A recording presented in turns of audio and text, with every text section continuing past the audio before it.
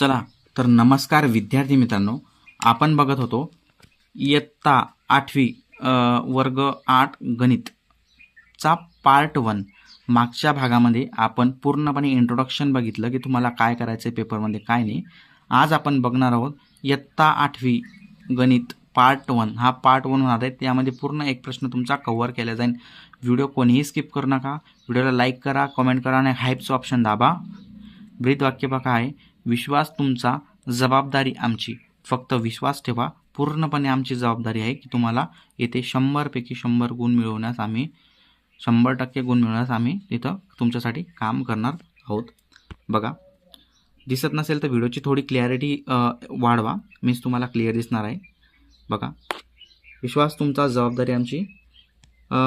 लेखी परीक्षा प्रश्न क्रमांक 3. सगळ्यांच्या मनात आता एक डाऊट आला असेल की प्रश्न क्रमांक 1 आणि 2 कुठे आहे. विद्यार्थी मित्रांनो, प्रश्न क्रमांक 1 आणि 2 मध्ये तुमची ओरल होणार आहे, तोंडी परीक्षा होणार आहे. त्यासाठी तुम्हाला 10 गुण दिलेले आहे. तर प्रश्न क्रमांक 1 आणि 2 त्यामध्ये गेला तर त्यानंतर राहतो तुमचा प्रश्न क्रमांक 3. सो त्या ओरलबद्दल मी मागच्या व्हिडिओमध्ये तुम्हाला सांगितलं आहे, तरी आता पण सांगून देतो की 10 मार्कासाठी तुमची ओरल होणार आहे, तोंडी परीक्षा होणार आहे. काही प्रश्न तुम्हाला तोंडी विचारले जातील. सो त्यानंतर उरतो प्रश्न क्रमांक 3 पासून स्टार्टिंग होती लेखी परीक्षेची. तर आपण इथं लेखी परीक्षा असं लिहिलेलं आहे आणि खाली दिलेलं आहे प्रश्न क्रमांक 3 खालील उदाहरणे सोडवा. एकूण गुण 9 मार्कासाठी प्रश्न आहे. तुम्हाला खालील उदाहरणे सोडवायचे आहे. बघा, तर बघा, प्रश्न क्रमांक ए 1 मार्कासाठी विचारला जाईल. तुम्हाला सेम परीक्षेमध्ये एक संख्या दिली जाईल, ती तुम्हाला अक्षरात लिहायची आहे. अक्षरात लिहिल्यानंतर 1 पैकी 1 मार्क तुम्हाला मिळेल. तर संख्या दिली आहे, याचं उत्तर मी इथं लिहून देतो. असंच उत्तर तुम्हाला परीक्षेत लिहायचं आहे. बघा, संख्या आहे 82,04,02,048. ठीक आहे, ही तुमची संख्या दिली आहे, ही अशी तुम्हाला लिहायची आहे. चला, हे लिहिल्यानंतर तुम्हाला 1 पैकी 1 मार्क भेटणार आहे, कन्फर्म 1 पैकी 1 मार्क. चला बी कडे जाऊया. बी दिला आहे तुम्हाला, एक संख्या दिली आहे, ती अक्षरात दिली आहे, ती तुम्हाला अंकात लिहायची. संख्या आहे 13,02,81,956. ही तुम्हाला लिहायची आहे अक्षरामध्ये. हे बघा, लिहिली आहे तुम्हाला. बघा, लिहून दिली. याला पण पडेल तुम्हाला 1 मार्क, याला 1 मार्क. झाले तुमचे 2 मार्क फिक्स. जाऊया तिसऱ्या प्रश्नाकडे. तिसरा प्रश्न आपला आहे बघा, सी 1 मार्कासाठी बेरीज करायची आहे. संख्या दिली आहे 43,812 आणि खालची दिली आहे 19,398. याची तुम्हाला बेरीज करायची. तुमचं उत्तर येईल 1,35,281. हे तुमचं उत्तर येईल. हे झाल्यानंतर तुम्हाला याला पण मिळेल 1 पैकी 1 मार्क. तुमचे 3 मार्क कन्फर्म झाले आहे. 3 पैकी 3 मार्क तुम्हाला भेटेल. अजून काही प्रश्न आहे, थांबा बघूया. प्रश्न क्रमांक डी बघूया. चला तर बघा, प्रश्न क्रमांक डी 1 मार्कासाठी हा पण विचारला आहे. यामध्ये बघा काय विचारलंय. एका गावाची लोकसंख्या 17,560 आहे. त्यापैकी 8,546 लोक इंग्रजी वाचू आणि लिहू शकतात. तर किती लोक इंग्रजी लिहू आणि वाचू शकत नाही? वाव, मस्त प्रकारचा प्रश्न विचारलेला आहे बघा 1 मार्कासाठी. तुम्हाला माहिती आहे विद्यार्थी मित्रांनो, टॉपर येण्यासाठी 1 मार्क महत्त्वाचा आहे.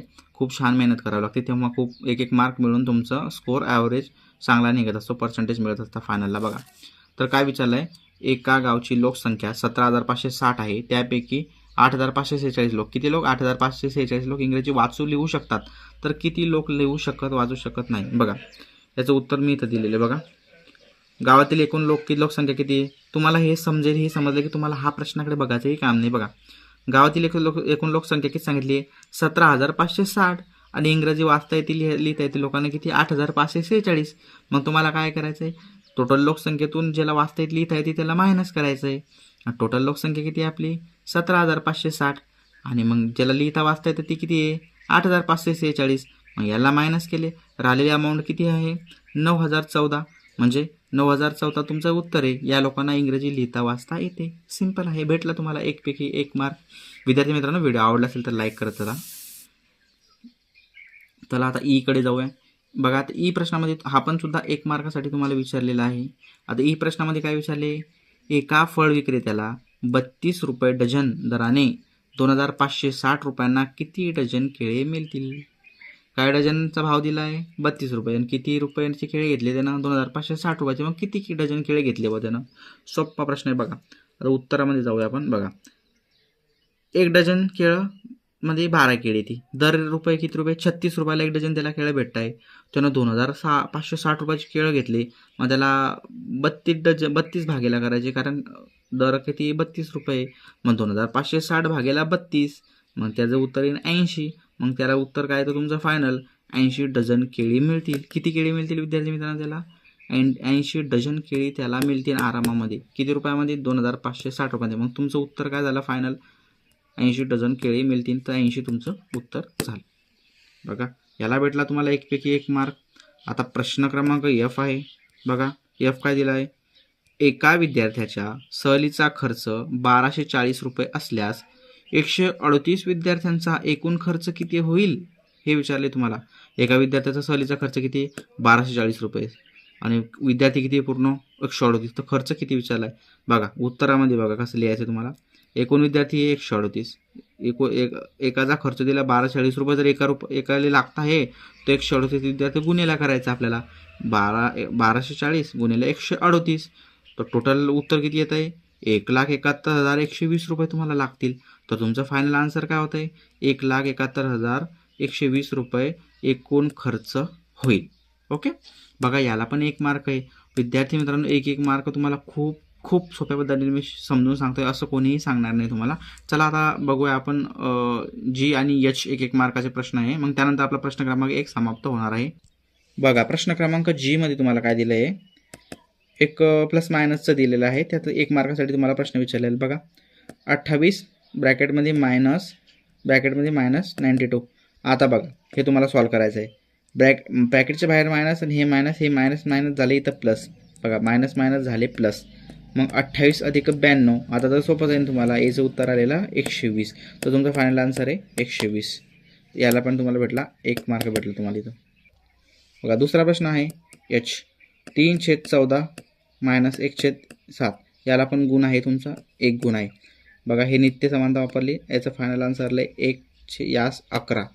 तुमचं हे फायनल आन्सर आलं 1/14. तुमचं फायनल आन्सर आलेलं आहे.